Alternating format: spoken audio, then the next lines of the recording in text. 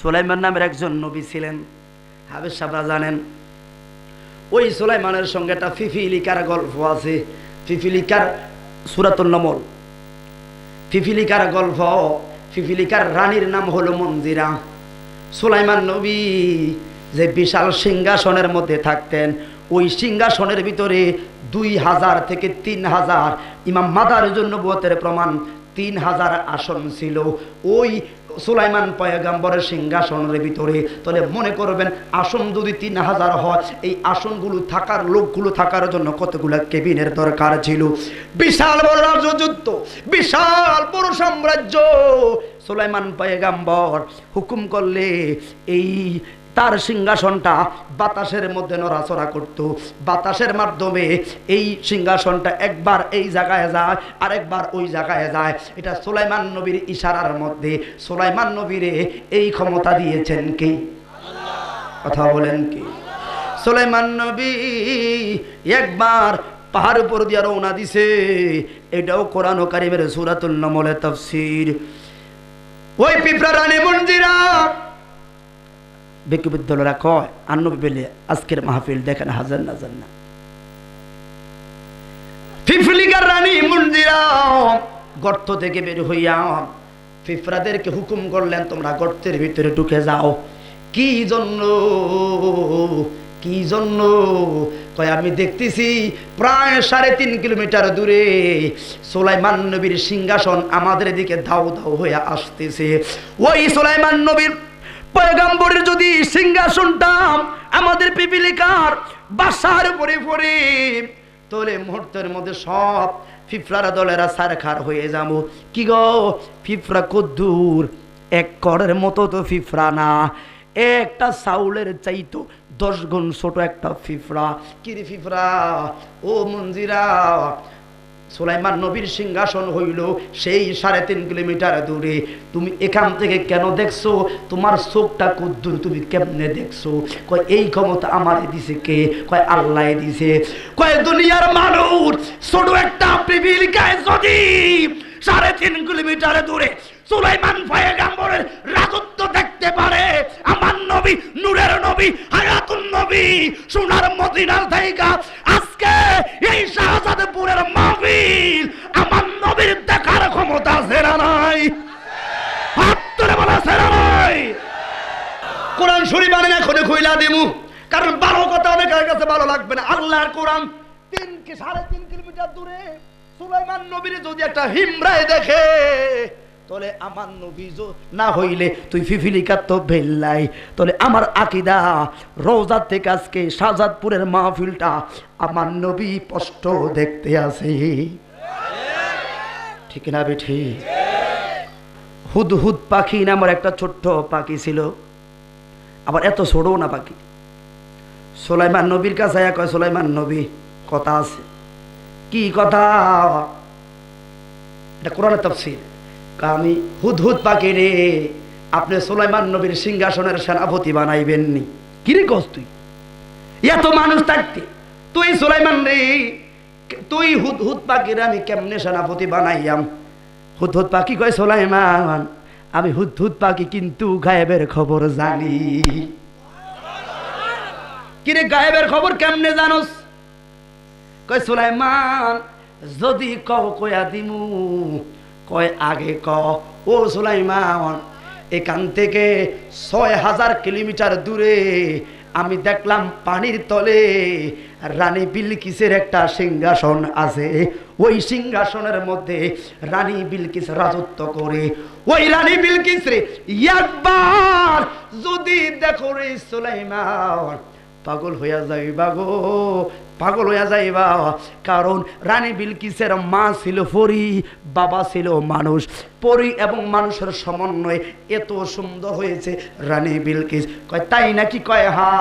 একটা চিঠি লিখলেন, হুদহুদ পাখির চিঠিটা দিয়ে দিলেন, যা যা যা সুলাইমান পয়গম্বর, আমি চিঠি দিলাম তারে, আমি তৌহিদের দাওয়াত দিলাম, ইসলামের দিকে যেন তারা ফিরে আসে। কারণ ওই সময় রানী বিলকিসরা ইসলামের দিকে আসে নাই। হুদহুদ পাখি কয় মালিক, ও সুলাইমান আমি কেমনে যাব, কেমনে যাব? কই যাও, ওখানে যাওয়ার পর যেই রুমের ভিতরে রানী বিলকিসে ঘুমায় ওই রুমের উপরে যায় চিঠিটা তুমি ফালাইয়া আইবা। এই চিঠি ফালাইছে গো। যখন রানী বিলকিস ঘুম থেকে উঠলো, দেখলো সুন্দর একটা চিঠি দেখা যায়। এখন মন্ত্রী সবার সকল লোকেরা অবাক হইয়া গেল, এখানে কে আমাদেরকে চিঠিটা দিয়েছে? লোকেরা পরামর্শ করলো, দেখলো উপরে সিল মারা আছে সুলাইমান পয়গাম্বর।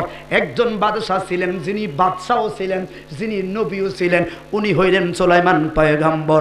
উনি হুকুম করলেন, এই রানী বিলকিস, ইসলামের পথে তোমার আহ্বান করলাম, ইসলাম কবুল করে তুমি চলে আসো। রানী বিলকিস সন্দেহের মধ্যে পড়ে গেলেন, কয়টা যে সত্যিকার পয়গাম্বর, সুলাইমান যে সত্যিকার পয়গাম্বর, আমি কেমনে মানবো?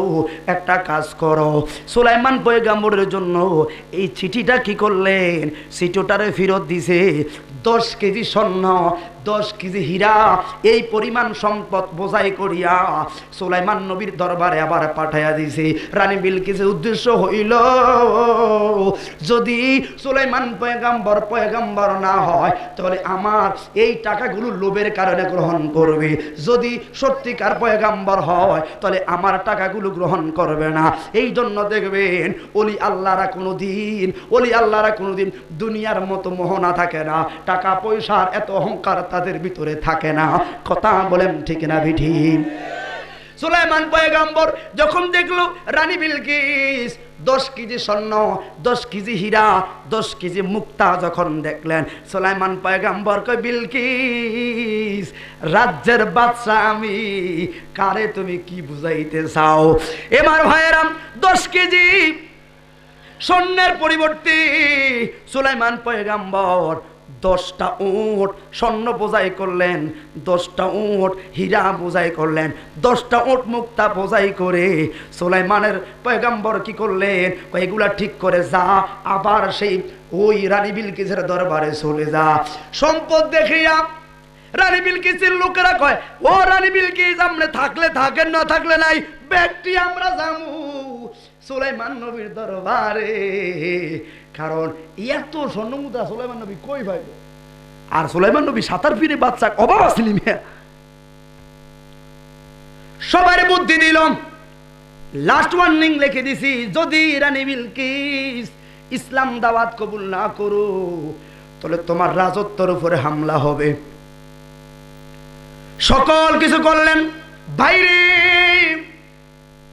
সুলাইমান নবীর দাওয়াত গ্রহণ করার জন্য রানী বিলকিস 14টা দরজার মধ্যে সবগুলো দরজা দরবারের বন্ধ করলেন। ভিতরে একটা সন্দুক ছিল, ওই সন্দুকটার তালাটা বন্ধ কইরা রানী বিলকিসের লোকেরা রওনা দিয়ে দিছে। এর আগে রানী বিলকিস আরেকটা লোক পাঠাইছে। লোকটা আয়া সুলাইমান নবীর কাছে কয়, সুলাইমান নবী, কোন মেয়ের জন্য আপনি পাগল হইছেন? মাইয়াটা দেখতে কালো। এটা বুখারী, এটাও হাদিস আইছে। মাইয়াটা দেখতে কালো, এই মায়ার পায়ের মধ্যে বড় বড় পশম দেখা যায়, এটা পুরুষের মতো পশম দেখা যায়, দেখতে কালো, মানে একটা কুৎসিত মেয়ে, কেন আপনি দরবারে আনবেন? বোঝার কোনো কারণ নাই। সুলাইমান নবী কয়, ফাম দিও না, সুলাইমান নবী কিন্তু সব খবর আছে। রানী বিলকিস কোনো কথাই যখন শুনলো না সুলাইমান, রানী বিলকিস রওনা দিয়ে দিছে। রওনা দেওয়ার সঙ্গে সঙ্গে আমার ভাইয়েরা, আমার এবার বুঝবেন মূল ওলি আল্লাহর বিষয়গুলো আমি কি কয়া যায়। আঙ্গ দেশের হারামির দলেরা ওলি আল্লাহর বেলায়াতকে বিশ্বাস করতে চায় না, ঠিক না বেঠে? আমি বলতে চাই, সুলাইমান পয়গাম্বর এইরকম মজলিসের মধ্যে 3000 কেবিন থেকে লোকদেরকে ডাক দিলেন, ও আমার স্বর্ণের দোল, রানী বিলকিস আমার দরবারে দিকে রওনা দিছে। রানী বিলকিস আসার আগে রানী বিলকিসের সিংহাসনটা কে আস, পুরা সিংহাসনটা আমার দরবারের সামনে হাজিরি করবা। একটা জিন টাকা, হুজুর, সুলাইমান নবীর হুকুমে কিন্তু জিন চলতো, আমি 1 ঘন্টার মধ্যে পুরা রানী বিলকিসের সিংহাসনটা আপনার কদমের মধ্যে হাজির করে দিব। আরেকটা জিন কয়, আমার মাত্র আধা ঘন্টা সময় দিবেন, আধা ঘন্টা সময়ের ভিতরে পুরা রানী বিলকিসের সিংহাসনটা আপনার কদমে আইনা হাজির করুম।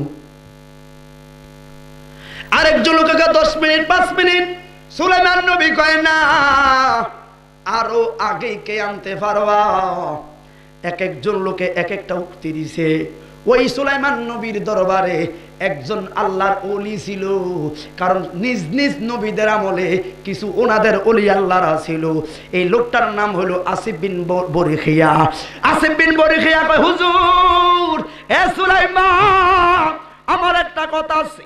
কথাটা হইল চোখের পাপড়িটা মারবেন, চোখটা বন্ধ করবেন, বন্ধ কইরা খুলতে যেই সময় লাগবো আমি আসিফ বিন বরিখিয়া ওই সময়ের মধ্যে সুরানি বিলকিসের সিংহাসনটাই না আপনার কদমের মধ্যে ফালাইয়া দিব।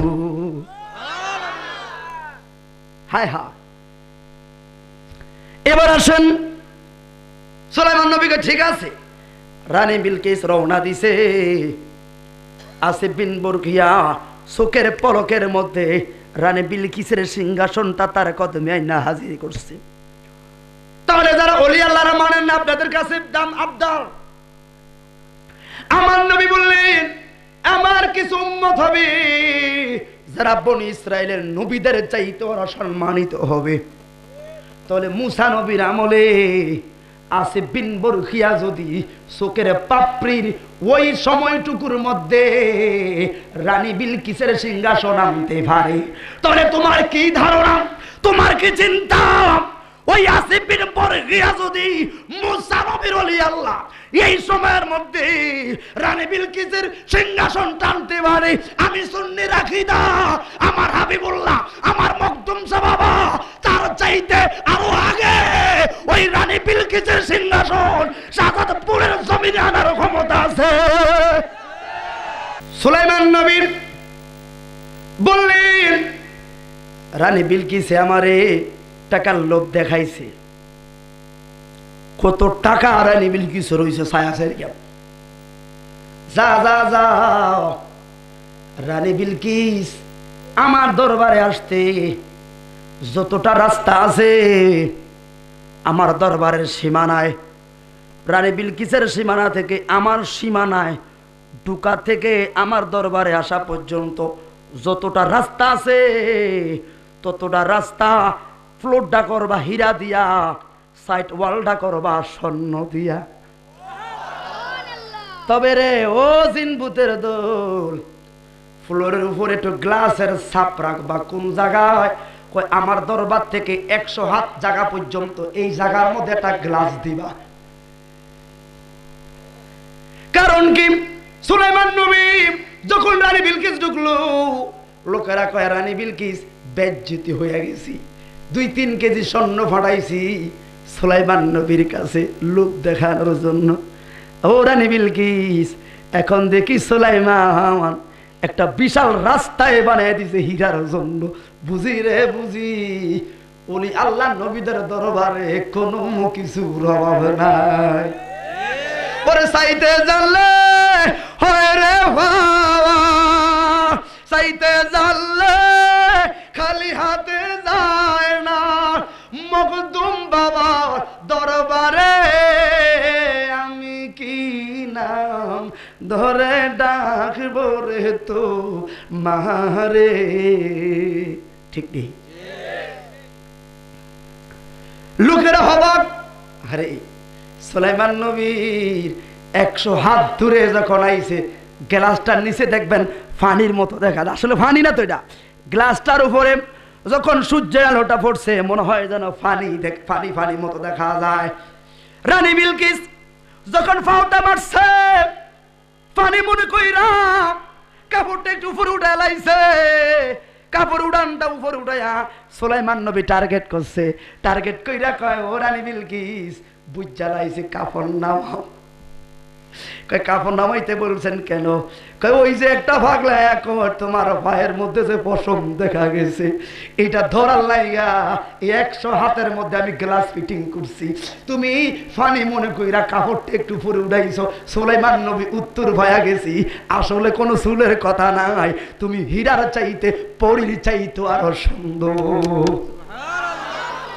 বুঝতে দেখা যায় ভাইয়েরা আমার, সুলাইমান নবীর আমার আল্লাহ একটা রহমতের আংটি দিলেন সুলাইমান নবীকে।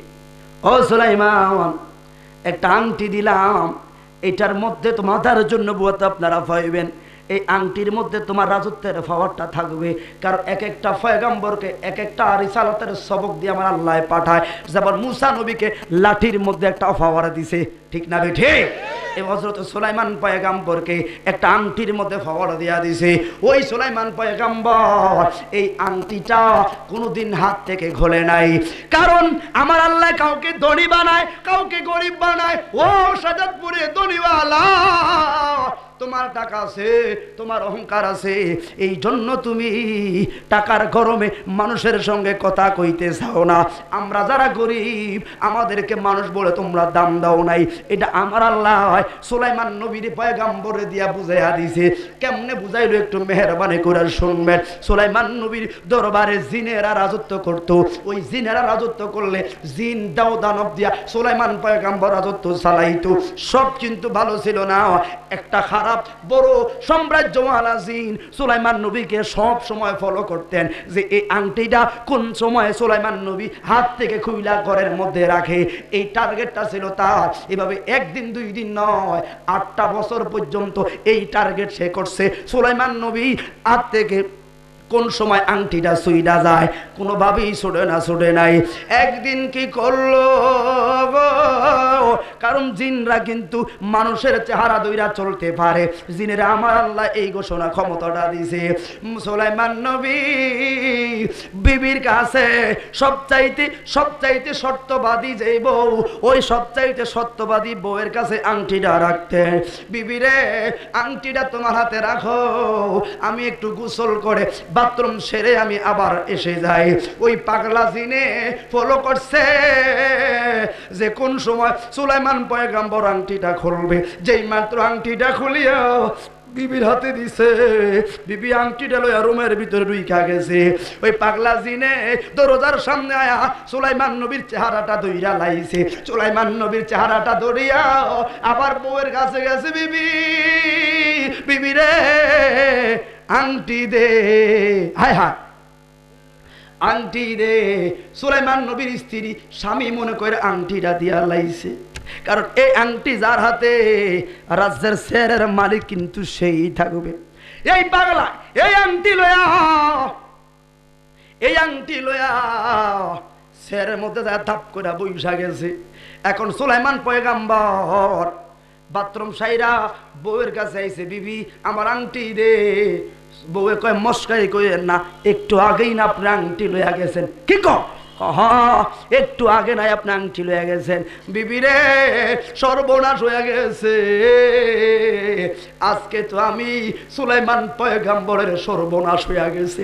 আমার আল্লাহ বারবার আমি সুলাইমান নবীরে হুকুম করছে, সুলাইমান আংটির প্রতি যত্ন রাখবা, আংটির প্রতি যত্ন রাখবা। সুলাইমান রে, এই আংটি যেন হাত থেকে কোনোভাবে না ছুটে যায়। ও বিবি, আমার কপাল খারাপ হইছে।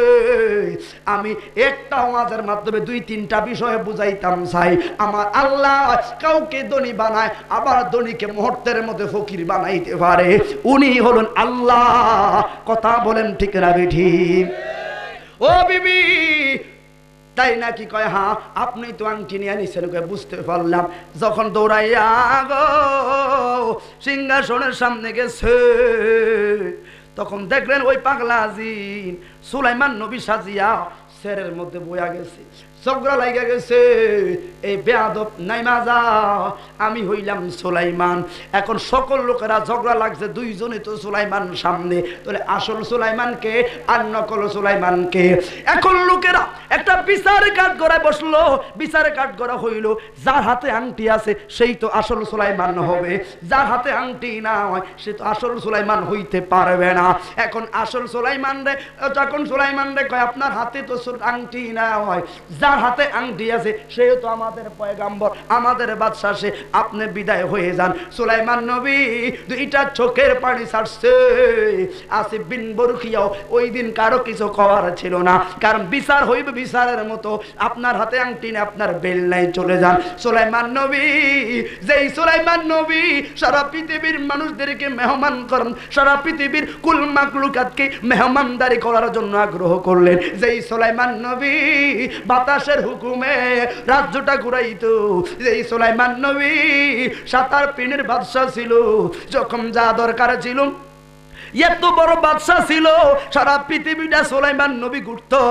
আজকে মুহূর্তের মধ্যে সুলাইমান নবী সর্বহারা হয়ে গেছে। সর্বহারা হইয়া বাড়ি থেকে বের হয়ে গেছে। দুপুর বেলা হয়ে গেছে, খানা নাই, দানা নাই, কে খানা দিবে গো? একটা মসজিদে যায়া নামাজ পড়লো।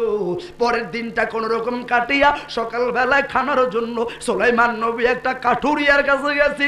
কাঠুরিয়া রে, আমার একটা চাকরি দে, একটা চাকরি দিলে কয় চাকরি দিমু, বিনিময়ে তোমারে আমি 5টা দিরহাম দিমু।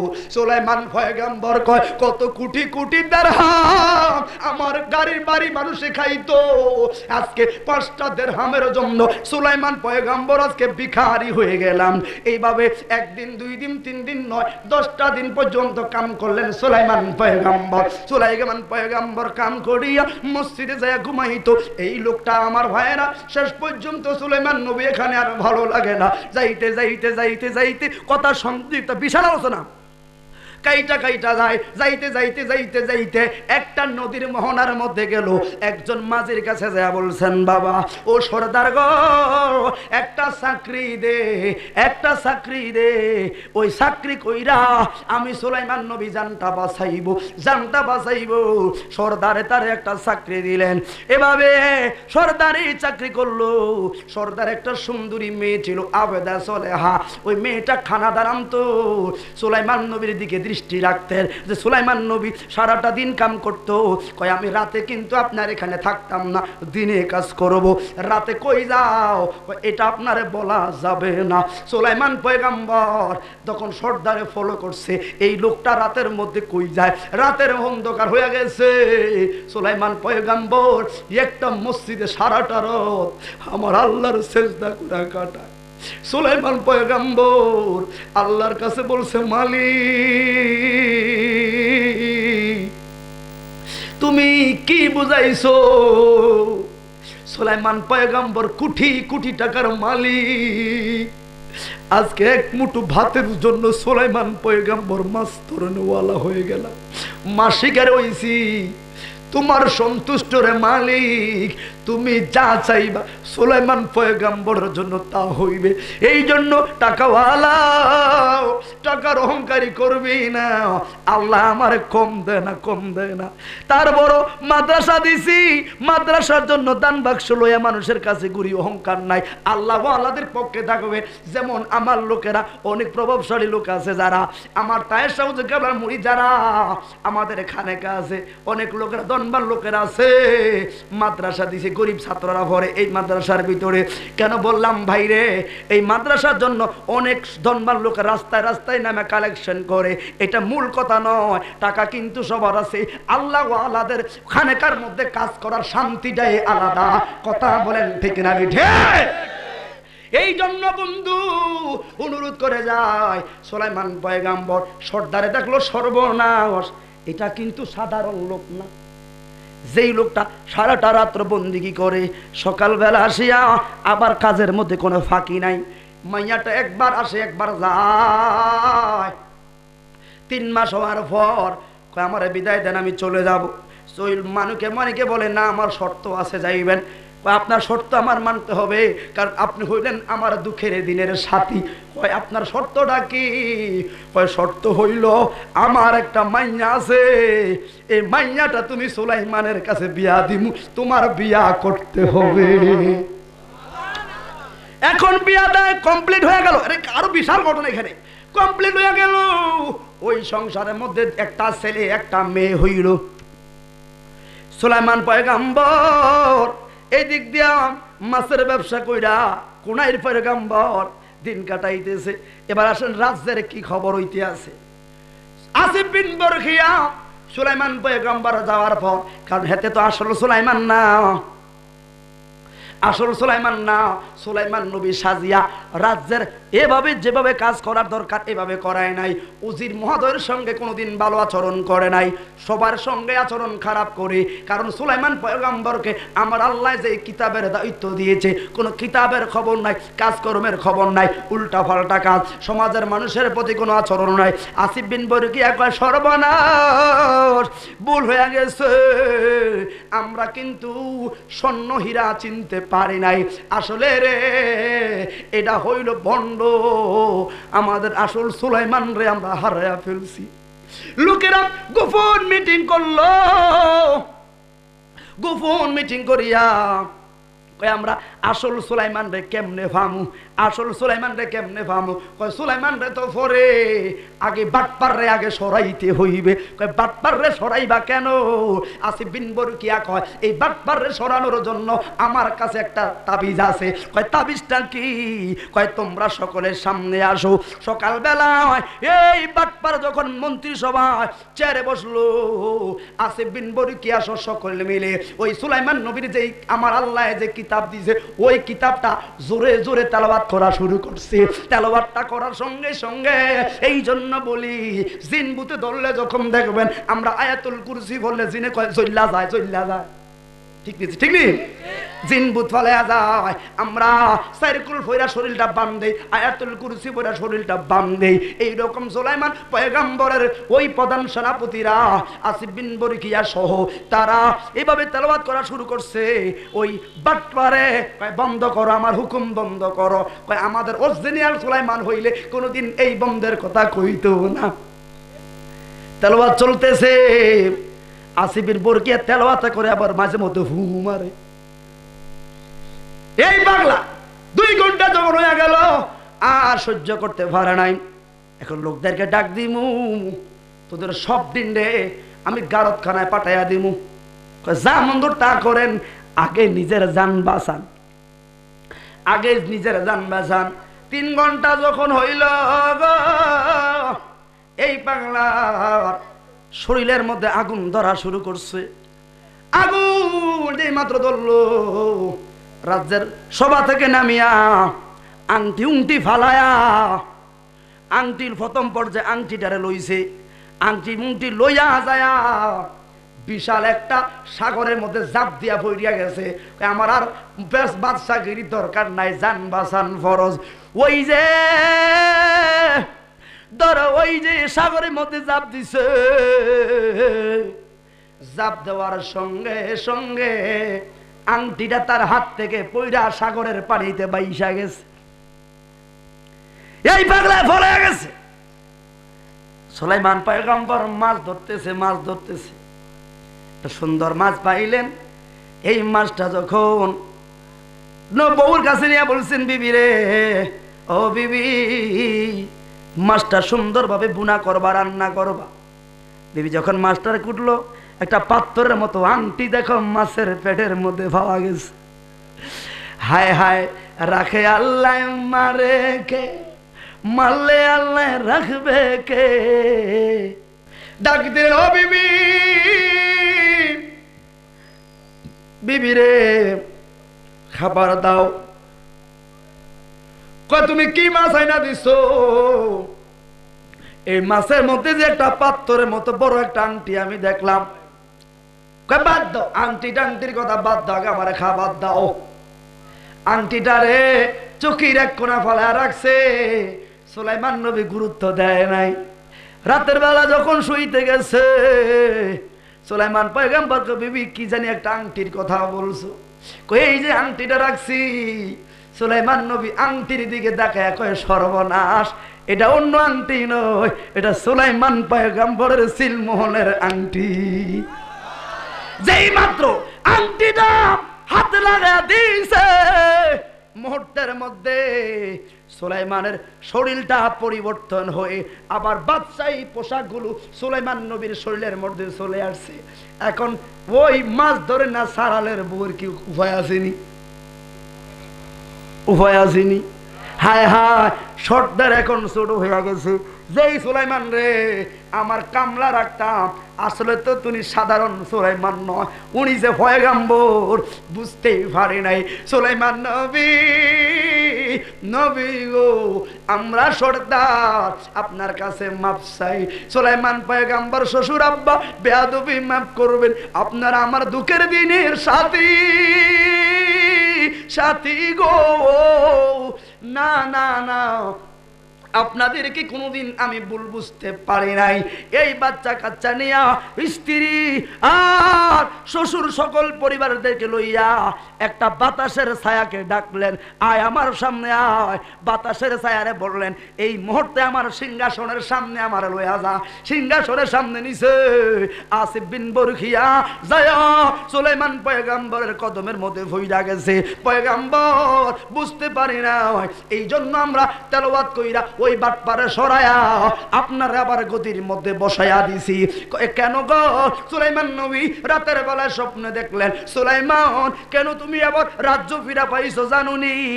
এই যে 5-6টা বছর পর্যন্ত তুমি তোমারে আমি ফকির বানায়া রাখছি, একদিন তো আমার কাছে তুমি ধন ভান্ডার চাও নাই, একদিন তো আমার কাছে তুমি তোমার আংটি ফেরত চাও নাই। শুধু একটা কথা সুলাইমান নবী কইছে, আল্লাহ আমি ভুল করছি, আমারে ক্ষমা করে দাও। আমি ভুল করছি, আমারে ক্ষমা করে দাও। আমি ভুল করছি, আমারে ক্ষমা করে দাও। সুলাইমান পয়গম্বর একদিনও তো কোনোদিন আমার আবার রাজ্য তুমি চাও নাই, ওই ধন সম্পদ তুমি চাও নাই, আংটি তুমি চাও নাই, শুধু চাইছো যে ও মাওলা আমারে মাফ করে দাও। সুলাইমান পয়গম্বর লাস্টের কথাটা কি মনে আসেনি? কই আছে? ওই দিন সুলাইমান পয়গম্বর যখন বড় হয়ে গেছে, ফজরের নামাজের আগে সুলাইমান নবী আল্লাহর কাছে বললেন, মাওলা তুমি জানো গো মাওলা, আদম সফিউল্লাহ, মূল কথায় আসি, আদম সফিউল্লাহ 350 বছর কান্নাকাটি করার পর আদম সফিউল্লাহ হাবিবুল্লাহ নামে একজন পয়গম্বর আছে, নূরের নবীর উসিলা যখন করলো, জিবরাইল আইসা কয়, আদম, আদম রে 350 বছর পরে নবীর উসিলা করতে আইলি, এই কথাটা তুমি কেমনে জানছো? কয় আমি জানছি, আমার খেয়ালে পড়ছে যে আল্লাহর নামের সঙ্গে হাবিবুল্লাহর নামটা লেখা আছে। বন্ধু যদি ফিও না হইতো, ফিও লোক ছাড়া তো এই জায়গার মধ্যে নামটা রাখতো না।